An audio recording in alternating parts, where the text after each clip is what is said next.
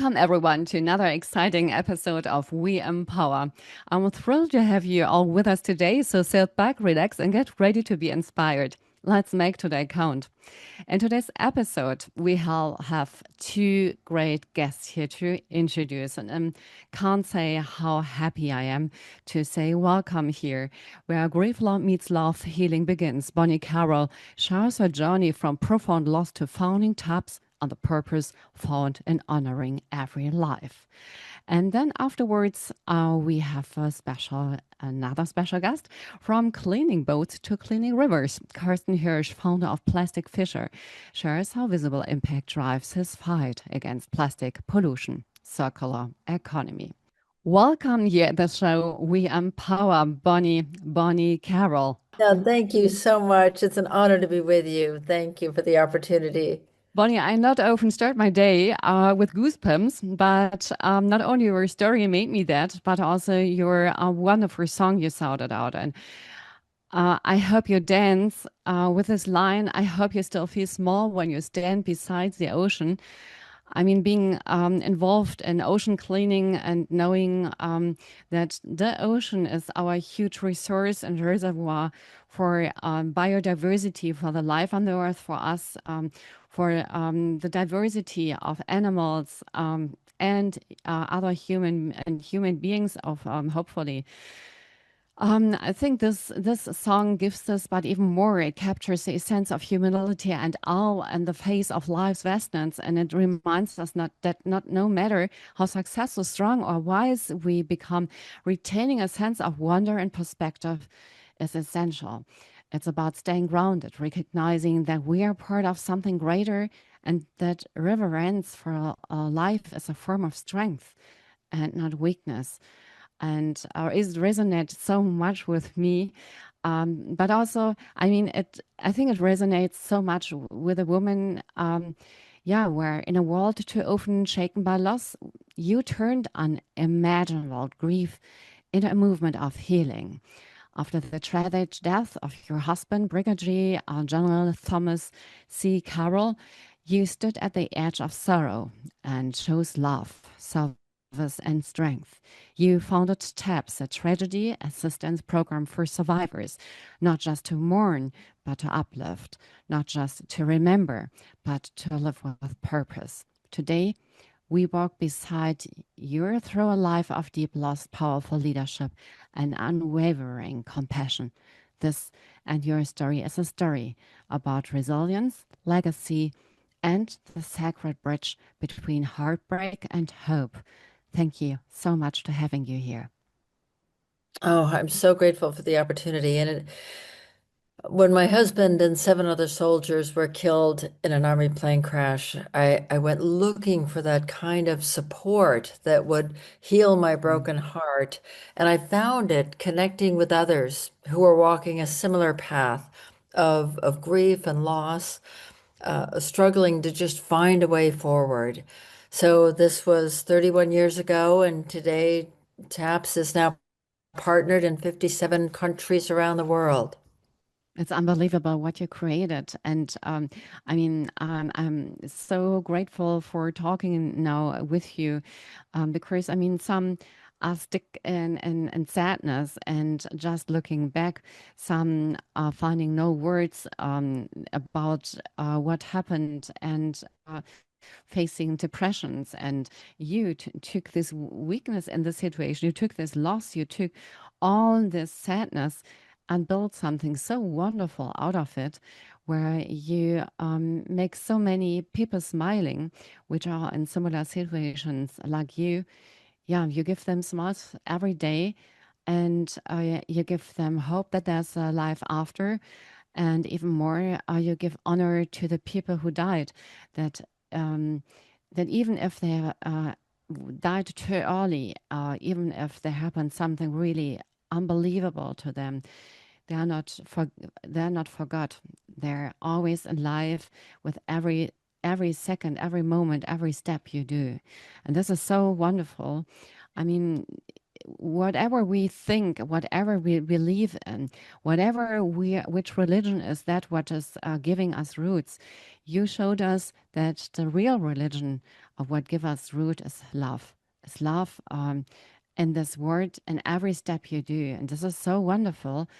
Um, um, I could stop you just to feel this with you because this break you create is so filled of so much. And I wished we have more Bonnie Carrolls in the world. You're very kind. You're very kind. But grief is so misunderstood in society. Yeah. Really, we only grieve because we love. It is tied to love. I wish it was so simple, that you could take a pill or put a bandage on it and it would have this nice, neat healing. But grief is not a mental illness. It is not a physical injury, although it feels like it sometimes.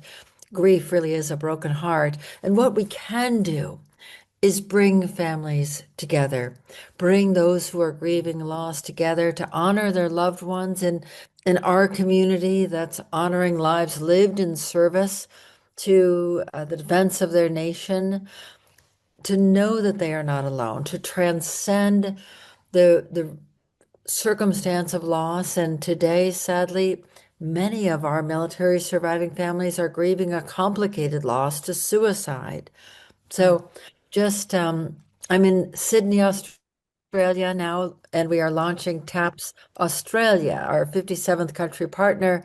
But we took 65 family members bereaved by a loss to suicide up onto the Sydney Harbour Bridge to watch the sun come up. And it Oh, was this beautiful, powerful experience of honoring lives lived and taking that step forward to see just the beauty in the world. And, as you were saying, how small we can be when we look at the absolute magnificence of the world around us. I like this very much, and I just picturing the scene in front of my inner eyes. And what I love, what I would like very much about what you are saying is this exactly grief should and must have a place in our lives. And I mean, we are not machines. And I think if we human, with your work, for example, we understand that if we feel and live this grief, the sadness, it's a part of our life. And what you said, I liked very much, it's a part of our love. And if we cover it, then we die in our bodies. We need to express all these feelings. This makes us human, and this makes us stepping away from mental illness. If we understand that all of this is a part of our life, and all of this can be and should be and has a place. And if we give this place, then thankfulness and resilience um, and also the break for stepping one step back in times even where we face crises and speed. I think this exactly is that what we need. And you bring us back to the roots with your work, showing how important it is to say, yes, there's a place. You remind me, as I said, I was a few days ago in this children's hospital for children which are about dying. And it was not that these small ringing, small bells are everywhere at at the trees outside and inside about the kids which died already were making me sad. The whole place filled me with a lot of love and thankfulness, seeing how people care about this, care about the people alive, but care also people who died, and showed how much love so love was the room was not filled with sadness, the rooms were filled with love, and that was so touching. As I think we often try to limitize this, we don't give this place in the room. But if we understand that this is a part of love, kindness, and living our full potential, then it would have a completely other quality. And you're somebody who's an ambassador worldwide for doing that. I can't be thankful for enough. And I think everybody should be thankful for what you are planting in the hearts of the people, what you are awaking from the people again, what they maybe have uh, forbidden themselves to feel. And I think, I mean, if we look at the increasing numbers of autoimmune illness, of psychosomatic illnesses, of burnout, stress, and disorders, mental disorders, I think a portion of that wisdom you provide would help a lot of people. Oh, and Annabelle, I love what you said. You know, with our military losses, when they occur in combat in distant lands, when families weren't present and were only notified of this death far away, so many people say, what a tragedy you didn't get to say goodbye. But Annabelle, I want to tell you, if we had that opportunity, that blessing to be with our loved ones as they breathed their last breath, we wouldn't say goodbye. We would say, I love you. Yes, this is touching me really deeply. And I remember, I think you and me, we were attending the Vatican's conference where Karen showed her a movie about the Ukrainians. And I'm just remembering this one scene with a soldier, young soldier, and the woman pregnant at the time where he died. Was interviewed, and she was filled of love about her child, about what she got, what she has, what she can bring to the future and live. And yes, there is the sadness, and a sadness should have also a place. We shouldn't delete it. But in our society, it's sometimes very hard, and we should bring this in kindergarten, in schools, everywhere, that people understand that saying that life includes everything. Absolutely. And that young widow, Diana, is part of our program in Ukraine, TAPS Ukraine. And her husband, Felix, was Yeah. one of the soldiers that our team had gotten to know so well. So I thank you for mentioning her, for bringing his name into this beautiful circle. And that little baby, will come to know her father only through the Yeah. stories and the memories of others. But that's the gift that we can give as a community of love and support and honor and remembrance.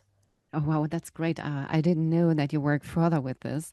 And I'm happy that Karen Floyd and Christina Ram gave it a video, gave it a picture, moving picture to this, that uh, even people who are not in it have an idea of this. And we are coming now in 2 minutes already to our first break, not even haven't started really. I mean, just let me ask you one question before the break. Um, I mean, you are such a strong woman. Are there some footstep in your childhood which made already the roots of having such a strong, powerful, great woman now here? Well, you're very kind. When I was very young, just 10 years old, my mother was ill with cancer, and Oh, I'm an only child, and I so became a caregiver. And I think that makes you grow up very quickly. And, just my world revolved around taking care of someone else and easing her suffering. oh wow, this is hard. Could you help her that she had a good time? Yeah, it was a beautiful time for us to be together. She did pass away, and again that also for children, who lose a Mm, parent at a young age, it does make you grow up quickly. But I think that now has enabled me to be present for others who mm. have been in a caregiving role, who have suffered loss, and now use that lived experience to help others. That's great. That's really great because it makes a difference. Not everybody has can make this build this bridge you built in your very young age. We talked before already about a few topics with Bonnie Carroll. where grief meets love and healing begins. Bonnie Carroll shares her journey from profound loss to founding TAPS. Bonnie, we already started with your early life, and you told us before the break that you took care of your mother who had cancer, and that was your early experience with caregiving and also showing how love can heal. Um, you went then into public service. Was it maybe also something which was already planned and that your childhood that would you step into this because you wanted to serve and you wanted to help and support and make the world a better place, or what drove you to step into that?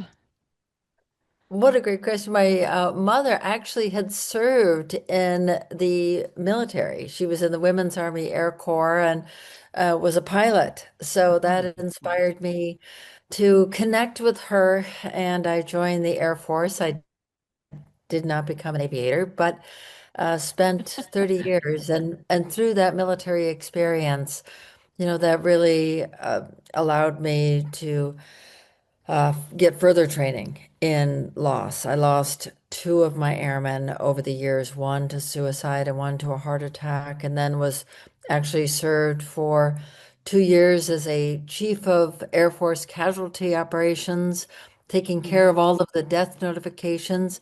But on 9/11 was mobilized to active duty, and I ran the Pentagon Family Assistance Center in the response to that terrible tragedy. So all of those experiences really came together and helped prepare me for the tragic death of my husband. He and seven other soldiers were killed in an Army plane crash. And there was this moment in time mm, immediately afterwards where I thought, well, how great. I've had this training. I'm a military officer.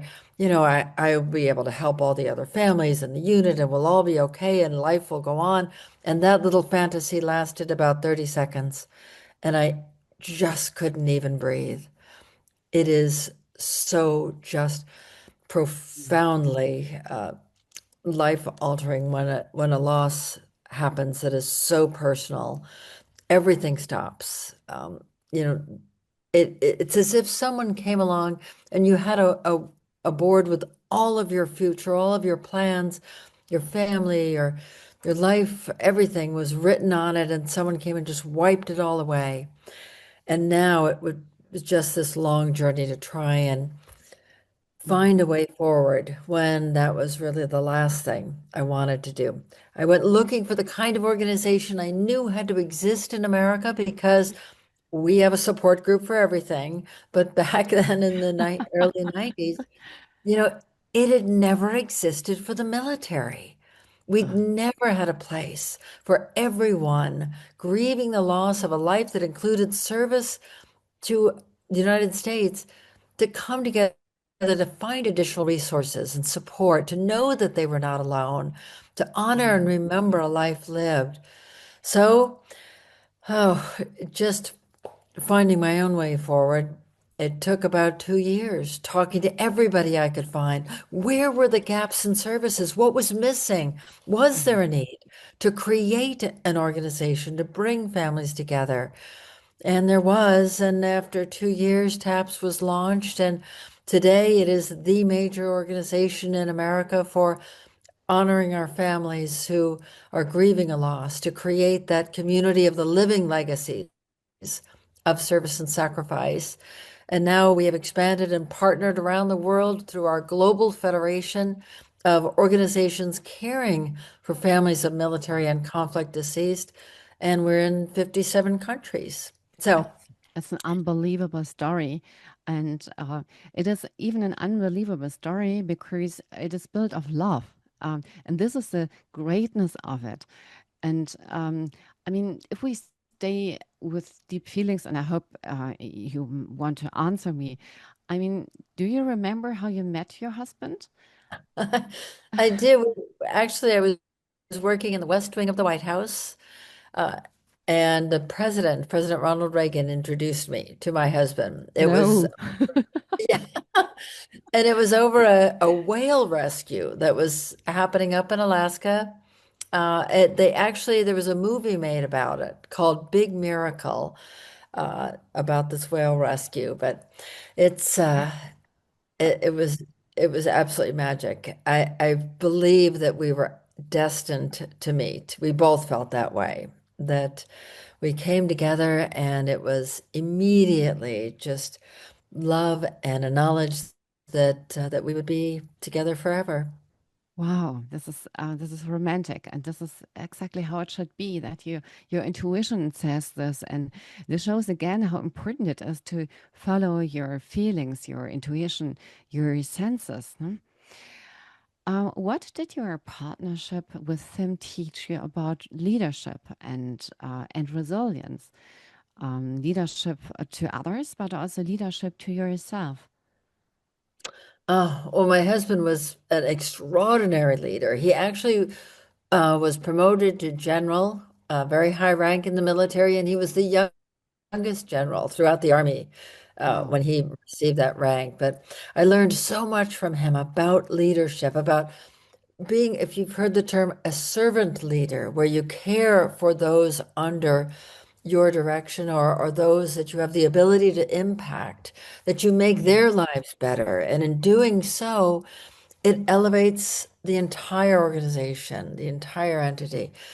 You know, we are so blessed in our lives to have this opportunity. Every one of us has the ability to impact another person, whether that's just sharing a smile as you walk down the street, or helping someone in need, or holding a door open, or making a massive difference in a community in a global way. Whatever we mm. do, we have the power to make a difference. I like the sentence very much. That you this we have the power to make a big difference because we feel so often that we are overwhelmed of that what's going on outside, but knowing every moment that we have the power to make a difference. This is a sentence I think everybody should put it somewhere in his heart and in his mind, because having knowing about this and not forgetting that this can change everything.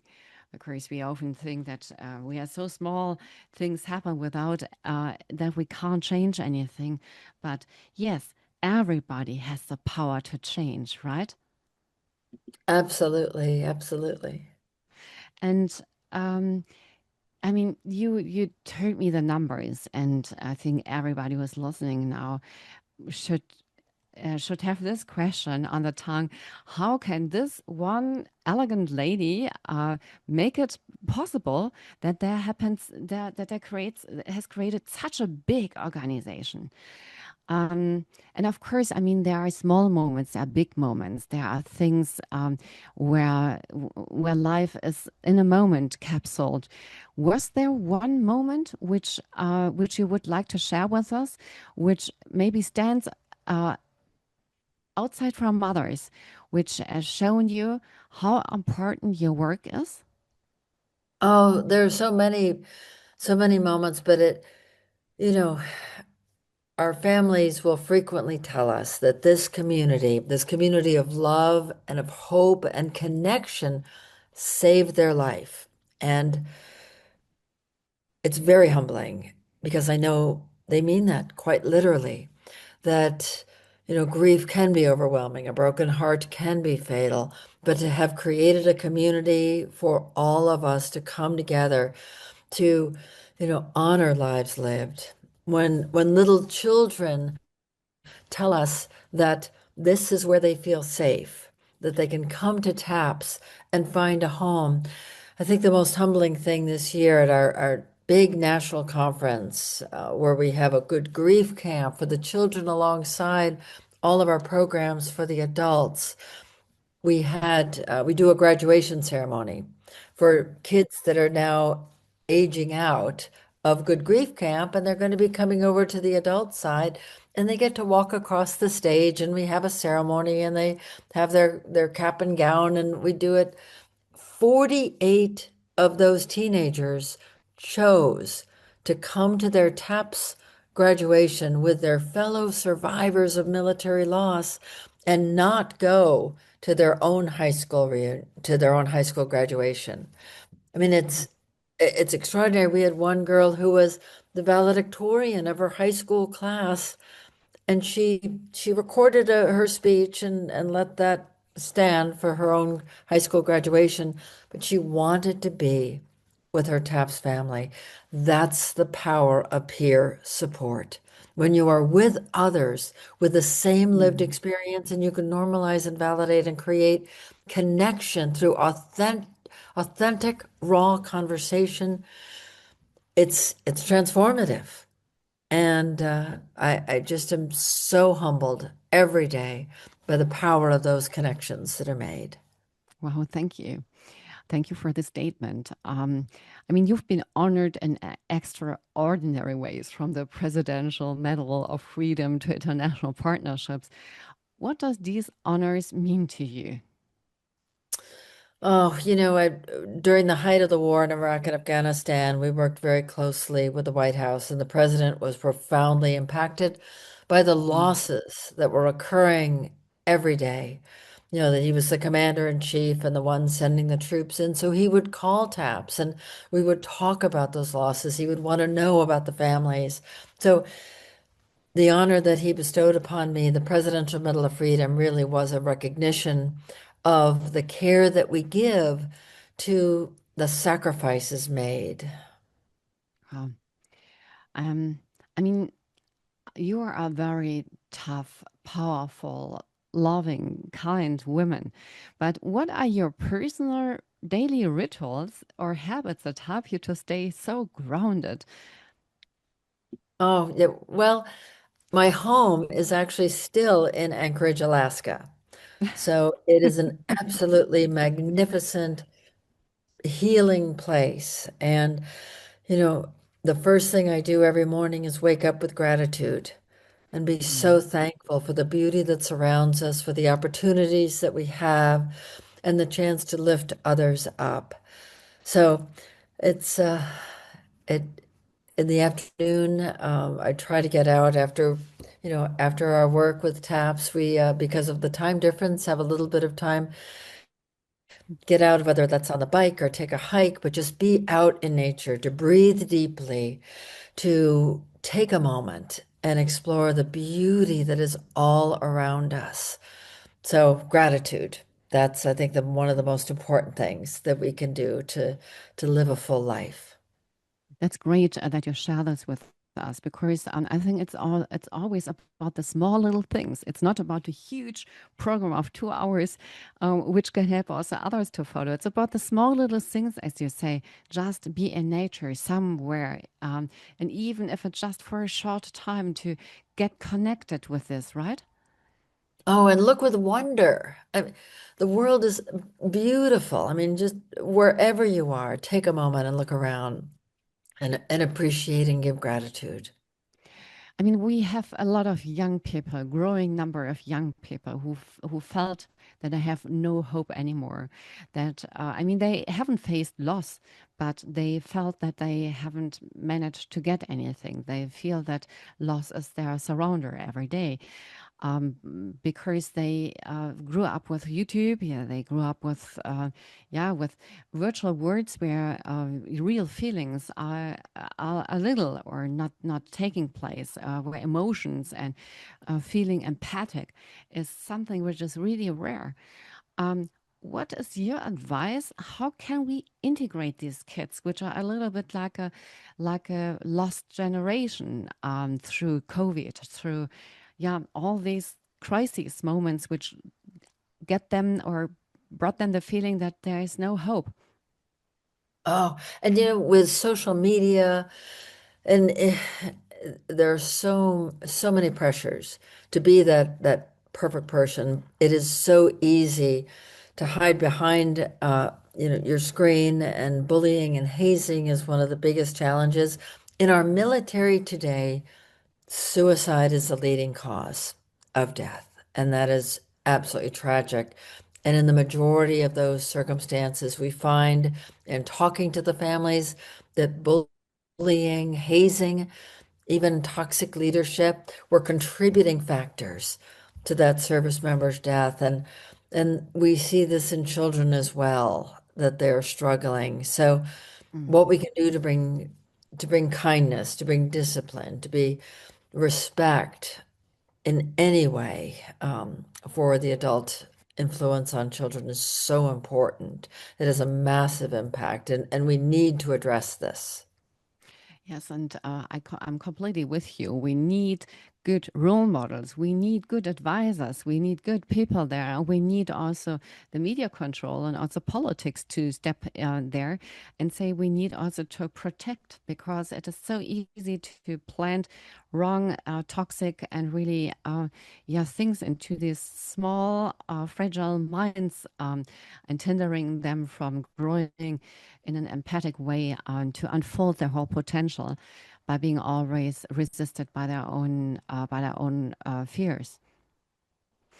Absolutely. If you think about what TAPS can or should do, what are your plans for the next, and how can maybe also somebody who's listening here get part of it, get more information about it? Oh, well, I really encourage listeners to visit our site at taps.org and follow us on social media at taps.org. But, we have done a tremendous amount of research now globally on turning war grief into positive peace, to elevate the voice of those who have suffered, to help raise the next generation in stability and security. There is a pivot point after violence. Do do you become filled with resentment, revenge, and hatred? Or do you seek a path of forgiveness, hope, and love? And how do we influence that inflection point? There is so much instability in the world right now, in Ukraine, in Gaza, in Burkina Faso, and Somalia, and places around the world. And if we can bring hope, if we can bring community, if we can bring people together, I think that's what we all should be uh, working towards. Thank you so, so much, Bonnie. I wish we would have another hour, and I think later on we should do this once again, maybe together with Fatma, who is also a great ambassador for TAPS. And but she's getting now a young mother today, right? So one of the greatest secrets of our life. So thank you very much for the engaging discussion and the inspiring insights. And I look very much, really deeply by my heart forward to our ongoing exchange and the impact we will continue to make together the world a better place. And I'm very happy when we talk further and see where I can support you in any ways. So thank you very, very much for everything you do to the world. Oh, it was an honor to be with you. Thank you so much.